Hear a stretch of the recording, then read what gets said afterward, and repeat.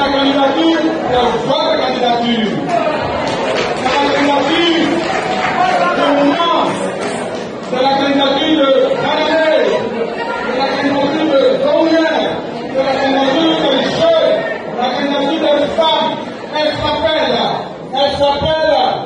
s'appelle Simone.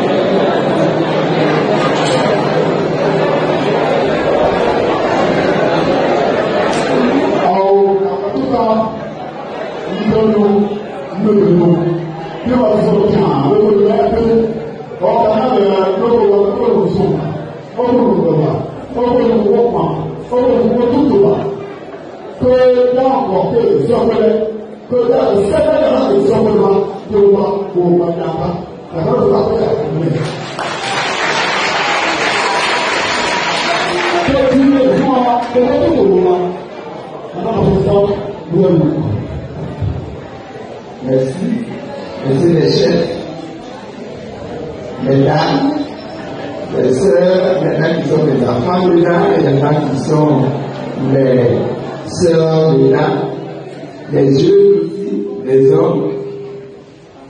Je voudrais vous saluer et vous dire merci d'avoir attendu jusqu'à présent parce que je sais que ça fait longtemps que vous attendez.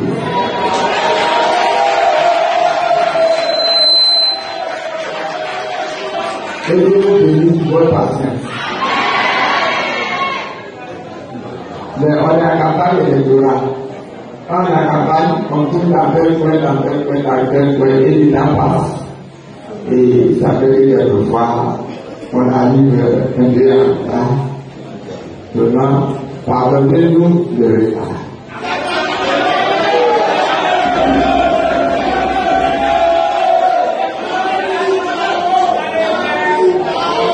Mais je ne pouvais pas ne pas arriver ici.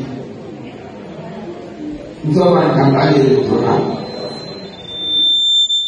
Je bénis Dieu, m'a fait la grâce de me retrouver au nombre des 5 candidats qui ont été retenus pour les élections présidentielles.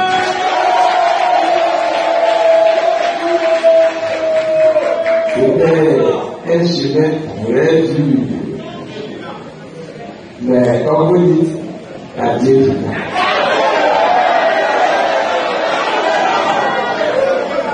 Et quand la campagne a commencé, ça signifie quoi? Ça signifie que dans quelques jours, les Ivoiriens vont être tous convoqués pour aller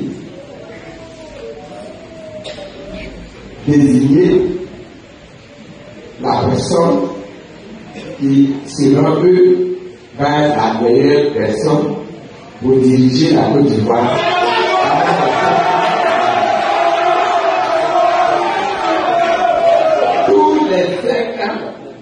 selon la loi qui organise la Côte d'Ivoire, tous les 5 ans, la population doit sortir pour aller choisir la personne qui va diriger le pays pendant les 5 ans. Et c'est ça que nous avons fait. Quand c'est comme ça, chaque candidat a intérêt à venir se présenter devant les électeurs pour qu'on sache qui ils sont, qu'est-ce qu'ils veulent faire pour la population, qu'est-ce qu'ils veulent faire pour le pays, si on leur donne le pouvoir pendant les 5 ans qui vont venir. C'est pour ça que je veux dire.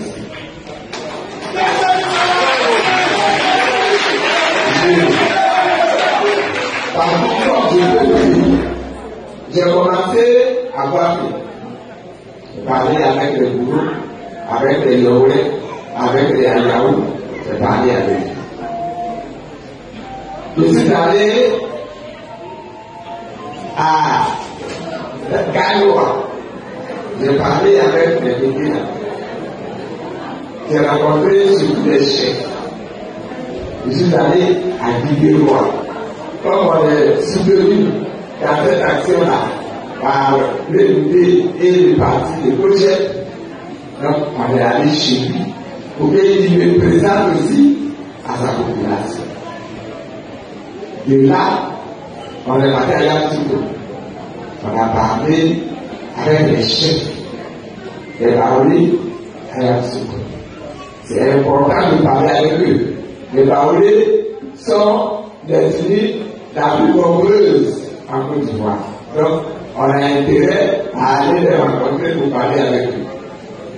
De là, on est parti à Boaké pour parler encore avec ceux qui sont à Boaké. Et puis on est parti à Kachina. Parce que le nord de la Côte d'Ivoire, ça m'intéresse aussi. Donc on est parti à Kachina. De Kachina, on est parti à Korogo. Et de Korogo, on est venu à Djeko. Et de Djeko, on est venu ici.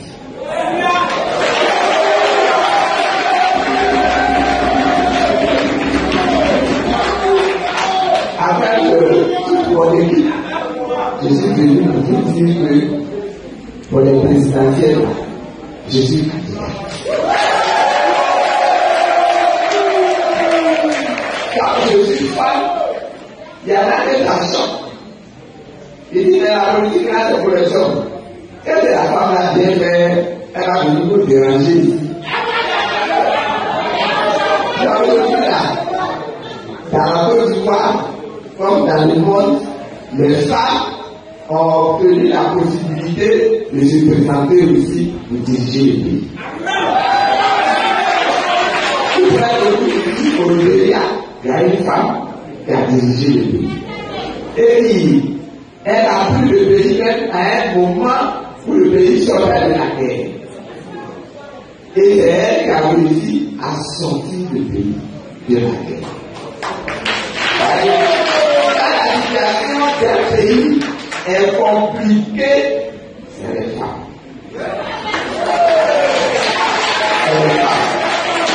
Vous êtes ici, vous êtes des dames, vous savez que quand la situation est compliquée, vous-même, vous vous tournez vers les femmes pour prendre le conseil.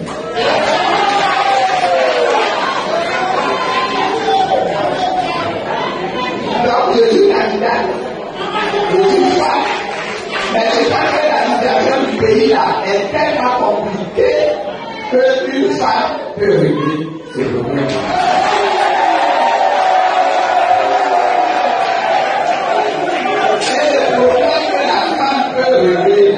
C'est le problème de la réconciliation. Dans ce pays-là, nous avons eu la guerre. La guerre entre les enfants de la reine terre. La guerre entre les populations qui sont tous des enfants de la même nation, du même pays. On a connu ça. Aujourd'hui, par la grâce de Dieu, la guerre s'est arrêtée. Mais les peurs sont encore changés. Il y a des gens aujourd'hui encore qui pleurent leur mort. Il y a des gens aujourd'hui encore qui ont perdu leur emploi et qui sont assis chez eux, ils ont le cœur lourd. Il y a des gens aujourd'hui encore, à cause de la crise là, ils ont perdu leur maison, ils ont perdu leur bien, ils ont perdu leur travail, ils ont perdu leurs enfants, ils ont perdu leur plantation. Aujourd'hui encore, ils pleurent. Tant que ce problème-là n'est pas réglé, notre pays va être fragile. Dès qu'il va avoir un petit accro, ça peut fonder, ça peut devenir important. Donc il faut s'asseoir, il faut régler ce problème. Il faut qu'on demande pardon à ceux qui souffrent, aujourd'hui encore. Et qu'on leur demande de pardonner. Il faut que ceux qui ont fait des choses méchantes pendant cette guerre-là, ils se lèvent pour demander pardon à ceux qu'ils ont maltraités. S'il y a le pardon, si quelqu'un demande pardon, on va dire, comme il a demandé pardon, il faut accepter son pardon. Il a fait du mal, il faut lui pardonner. C'est la première chose dans la réconciliation. La deuxième chose dans la réconciliation, les morts qu'il y a eu ici, les sangs innocents qui a versé sur la terre de la Côte d'Ivoire, ça a versé ici, à moi, ça a versé à Djibouti, ça a versé à tout le peuple, ça a versé à Bangolo, ça a versé dans les autres régions, même à Abidjan, il y a eu des morts. Abidjan, il y a eu des morts. Dans le pays d'Été, il y a eu des morts. Dans le pays d'Ida, il y a eu des morts. Dans le pays d'Amouba, ici, il y a eu des morts. Tous ces morts, on va les porter. Et on doit leur faire hommage. On doit reconnaître que voici des gens qui sont morts pour le pays. La troisième chose, il y a des gens qui ont perdu beaucoup de choses et ils auront besoin d'être hommage.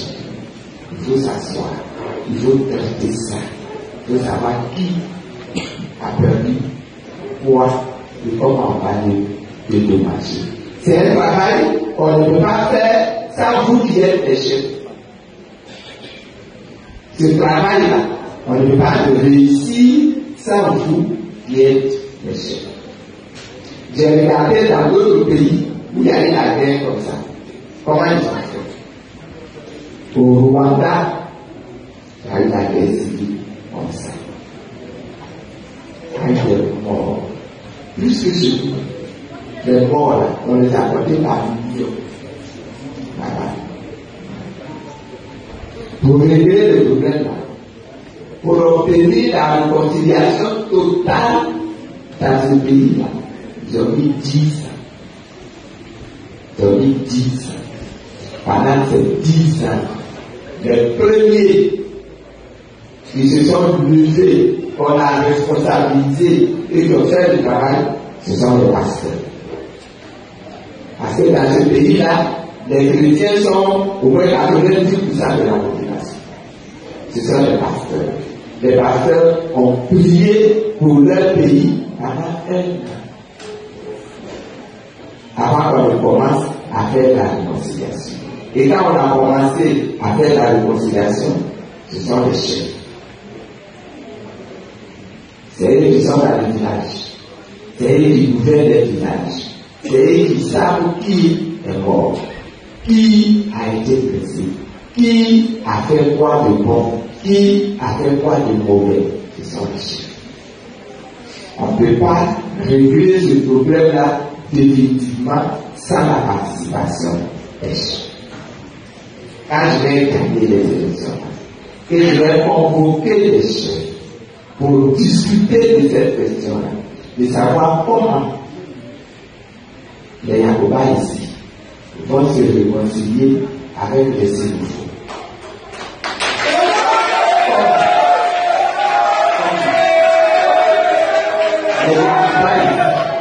vont se réconcilier avec les oueds. Comment les Yacouba ici vont se réconcilier avec les Barous? Comment les Yacouba ici vont se réconcilier avec les Anis, avec les Samouris? Comment les Boulango vont se réconcilier avec les Abel, avec les Alchés, avec les Sénoufos, avec les Malingués? Comment? Quand on va vous appeler, il ne faut pas dire je suis malade, je ne peux pas venir. On aura besoin de votre sagesse. On aura besoin de votre intelligence. On aura besoin de votre maîtrise du droit traditionnel pour régler ce problème. C'est mon premier pilier, n'est-ce pas, du programme d'action. Le deuxième pilier, c'est le développement du pays. Si tu diriges un pays et tu ne peux pas apporter la sécurité, le développement, même la richesse à ton peuple, c'est que tu n'es pas un bon chef. Tu peux faire de belles choses dans le pays, des choses très belles, mais si le peuple n'est pas heureux, tu n'es pas un bon chef. On va admirer ce que tu fais. On va dire ça là, il a fait de très grandes choses. Mais à côté des grandes choses là, nous, on n'arrivait pas à manger. À côté de ces belles choses là, nous, on n'arrivait pas à se soigner. À côté de ces belles choses là, nous, nos enfants, ne trouvaient pas du travail et du chômage. À côté de ces belles choses-là, nos femmes ne réussissent même pas au marché là-bas à bien vendre leurs produits là.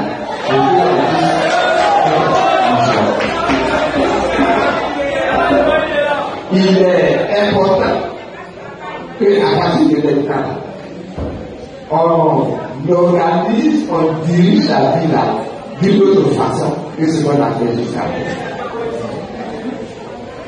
Jusqu'à présent, je vous donne juste quelques exemples pour montrer. Jusqu'à présent, ce qu'on appelle un planteur, c'est quand il fait plantation de café, plantation de cacao, plantation d'anacarde, plantation de léa, plantation de palmier à huile. C'est ça qu'on appelle un planteur. La femme qui plante les tomates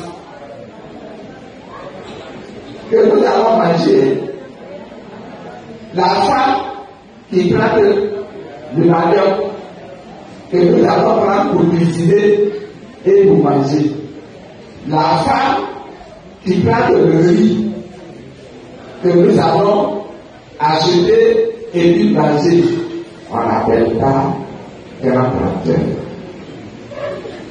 Combien? Il faut que ça change.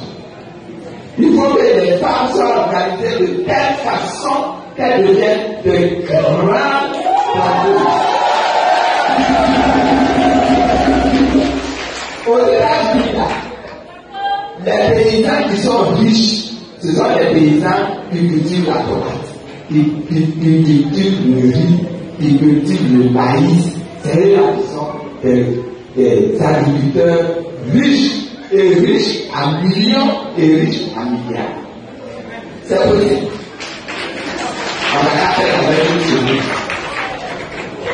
On a qu'à faire en sorte que quand l'enfant va à l'école, ce qu'il va apprendre à l'école va lui permettre de venir aider son papa à devenir un meilleur planteur. Non pas pour venir planter le café et le cacao, mais pour transformer les cafés et les cacao que son papa a produit. Le cacao que les planteurs cultivent ici, quand ils ont récolté, c'est la graine du cacao là, on a séché et puis on va vendre la brute. Les blancs viennent, ils achètent, ils s'en vont, ils passent ça dans leurs usines, ils transforment ça dans le cacao là, ils enlèvent la poudre pour faire les caots. Ils viennent nous, ils vendent de leur achète pour faire notre petit déjeuner à l'agriculture.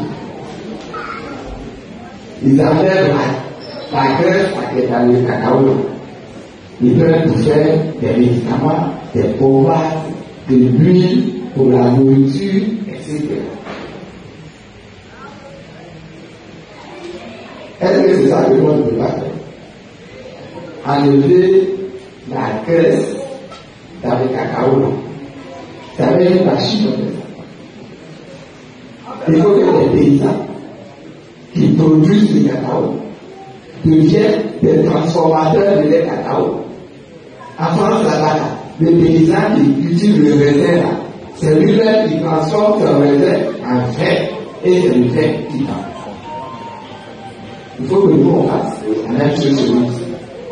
On cultive quelque chose, on transforme ça pour faire quelque chose qui va coûter plus cher et qui va nous rapporter plus d'argent et qui va donner du travail et qui va donner de la bonté, qui va donner de la santé à nos populations. Je donne l'exemple, toujours dans le cacao.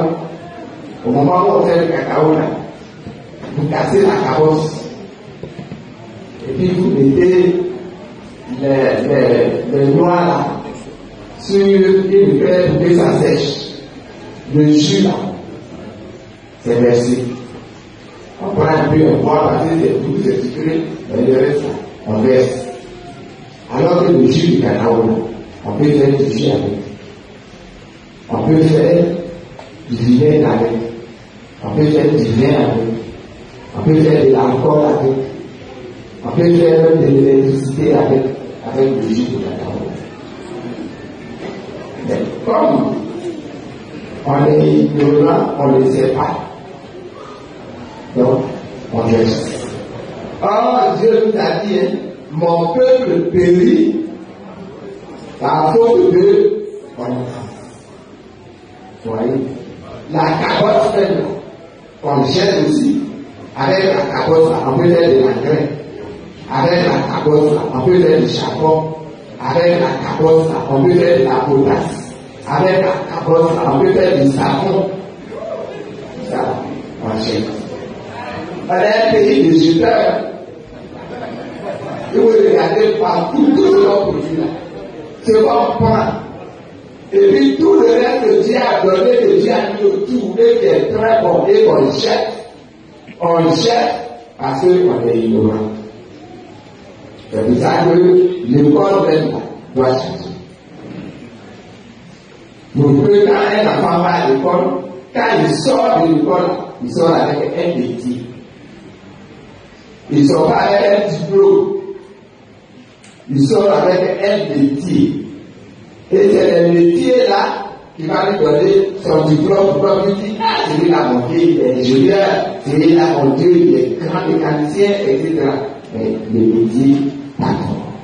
Il va lui permettre de transformer tout ce qu'on produisait avant et que les blancs venaient acheter pour nous venir nous les vendre beaucoup plus cher. Donc, la transformation, ça va demander qu'on change notre mentalité, notre façon de voir les choses, notre façon de vivre même. Transformation des mentalités. Pour que nous ayons plus de valeur, que nous n'ayons plus de gens qui sont voleurs, qui sont paresseux, qui sont mendiants, qui sont orgueilleux, mais que nous ayons des gens qui sont honnêtes, qui sont sincères, qui sont dans la vérité, qui aiment la justice, qui aiment le droit. On va apprendre ça à l'école. On va apprendre ça aussi à la maison.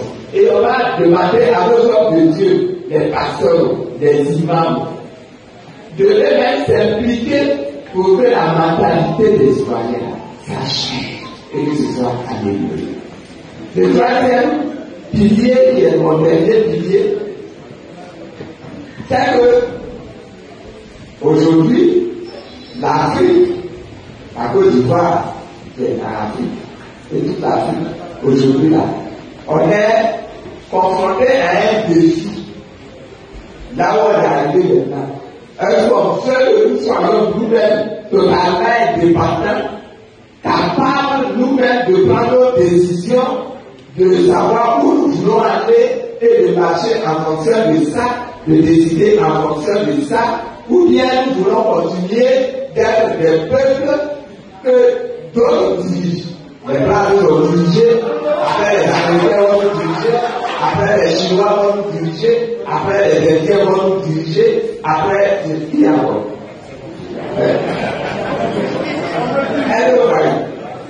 Il faut qu'on devienne des peuples qui aujourd'hui sont capables eux-mêmes de regarder la situation, d'analyser la situation, de savoir avec qui veut marcher.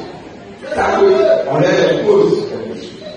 De savoir est-ce qu'ils doivent décider, ça qu'on leur pose quelque chose. Si je vais vendre mon pétrole à quelqu'un, c'est parce que ça va me rapporter quelque chose. Si je vais vendre mon or à quelqu'un, c'est parce que ça va me rapporter quelque chose. Et non pas parce que quelqu'un que je crains, quelqu'un dont j'ai peur, quelqu'un qui est plus fort que moi, va venir m'imposer ce que je dois faire. C'est ça qu'on appelle la souveraineté. Déjà, vous voyez, même le problème de la monnaie. Quand on dit quelle monnaie on doit avoir dans le pays. Vous voyez déjà les gens qui disent. Il y en a qui disent non, on doit rester avec les blancs des Français là toujours. Il y en a qui disent non, on doit avoir notre indépendance nous-mêmes pour créer nous-mêmes notre monnaie. Et ça discute, et ça discute. Il faut qu'on puisse prendre des décisions à ce niveau-là. Si on n'arrive pas à récupérer notre souveraineté, les autres vont venir s'imposer à nous. Et c'est ce que eux veulent. C'est ça que nous allons être obligés de faire. Or, ce qu'ils veulent, c'est pas forcément ça que nous arrange. Est-ce que vous voyez? C'est pas ça qui nous arrange. Mais nous devons maintenant grandir nous-mêmes. Devenir vraiment indépendants nous-mêmes. Le président aujourd'hui nous a donné l'indépendance, personne n'est indépendant. Vraiment indépendant encore. Il y a encore du travail à faire pour devenir nous-mêmes indépendants. Et ce travail-là, je vais vous engager à le faire également avec moi parce que c'est difficile.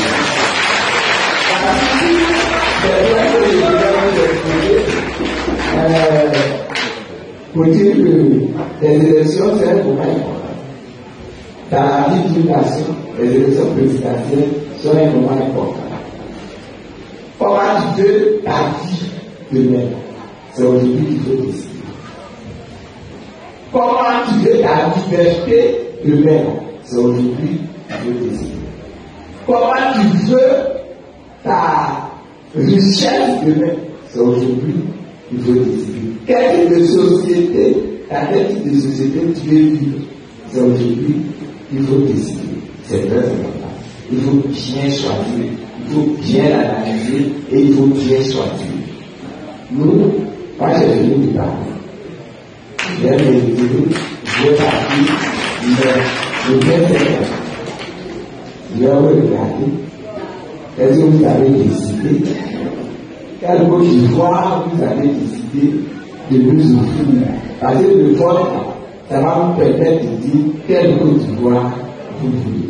Je suppose que tous les candidats vont passer pour des pouvoirs et puis vous exposer leur programme. Quelle Côte d'Ivoire vous avez choisi? Dès aujourd'hui, vous récupérez vos cartes d'électeurs. Ne vous laissez pas intimider par ceux qui disent que eux, ils ont déjà tout le pouvoir, ils ont tout. Ils sont là, ils sont là forts, ils ont le pouvoir déjà. Donc, c'est eux qui vont gagner.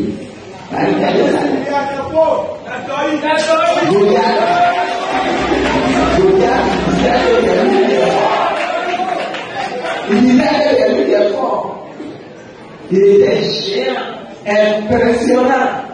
Quand il pose son pied comme ça, maintenant, boum, ça bouge sur la terre. Il était armé de la tête jusqu'au pied. Goliath. Mais celui qui l'a vaincu là, il s'appelle. Il y avait David de la vie. Je suis un David de la vie.